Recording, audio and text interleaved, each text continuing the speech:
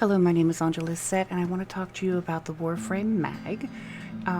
This is going to be for beginners or new players, people who are starting off on it for the first time, to give you a little understanding of it, rather than for mid or end game level players. So please do not think that this is going to be the ultimate mag video.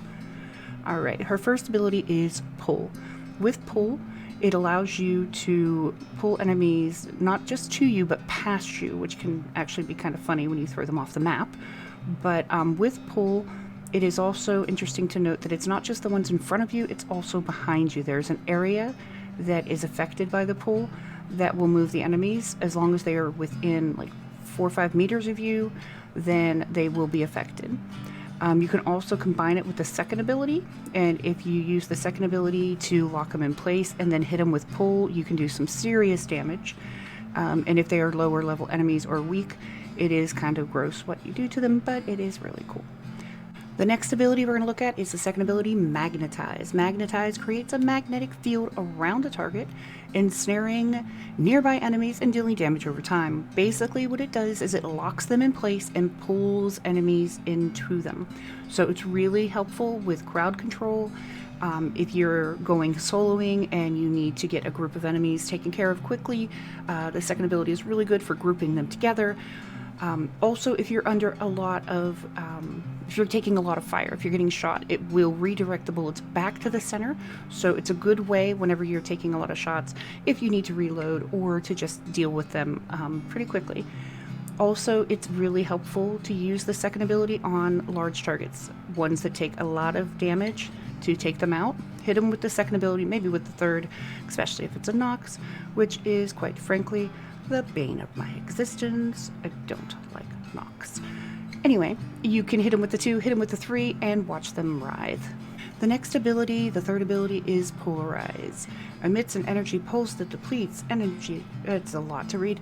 Anyway, what it does, Polarize sends a wave out, and whatever enemy that wave crosses, it takes their armor or shield, depending on their enemy type, and it gives shields to you.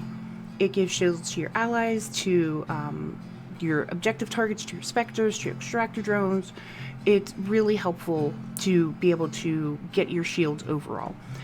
It also drops these little shards, and here you can see them, they're green, spinning around in the circle, which adds additional damage to the enemies caught in the bubble. You see here that whenever I use the 3, my ally gets their shields back, the extractor drone gets its shields back, and you can see here the specter will receive their shields back as well. So with the fourth ability, Crush. Crush lifts enemies in the air, magnetizing their bones and crushing them, collapsing them upon themselves. It really sounds really cool, but overall, to me, the ability doesn't do much.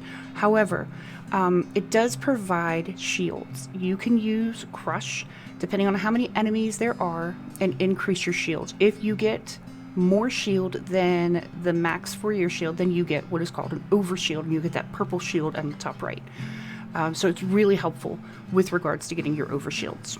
You know that I always like to point out the passives on a frame. For mag, if you bullet jump over loot, it will bring it in for you for easy collection. Also, it's important to note that Warframe has 10 tips available if you go to your codex or from your arsenal and look at the abilities. You can see the tips. They're really helpful when you're first learning how to do the frame, or it's just little things that you may not have thought of. Now, with this particular frame, she works best if you build to her strength, range, then duration and efficiency. You're going to want to use a flow if you're going to use a lot of abilities with her, so that you have a lot of energy to work with. Because she does replenish shields and give overshields, redirection would probably be better than vitality to increase her shields rather than her health pool. When you are looking to go further with your frame, you're going to want to put a reactor in her, an Orokin reactor, which you can get from doing Nightwave. That will increase your mod capacity. You can also put catalysts in your weapons. Also, you're going to want to get into the augments. Augments are available from your syndicates. You can get them from New Loca and Heron Sequence for mag when you get your standing high enough, or they are tradable. The first one is Greedy Pull. The second one is going to be Magnetized Discharge. The third one is Counterpulse, which jams weapons and robotics, which is really good. And the Fracturing Crush, which is the augment that makes her fourth ability a viable and really good ability. Otherwise, like I said, don't really like it.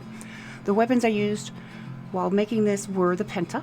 The Penta is available at Mastery Rank 6. What's interesting about the Penta is it shoots grenades. You can hit her with hit the second, and then shoot the Penta, and you don't have to fire them off. They will spin around and damage the target before you detonate them. So you can shoot 5 of them in there, let them beat them up, and then detonate.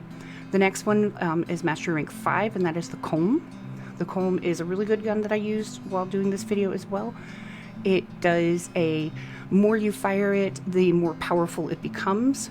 So whenever you hit them with the 2, hit them with the 3, then you can go ahead and mow them down. The lower level enemies, these ones of course are level 100, but you will get a lot of use out of the Comb. Also, I would recommend the Heck, which is Mastery Rank 4. This particular shotgun is really fun. With this, it is one that by putting in that reactor, it's going to make a difference. Unranked, no Forma in it.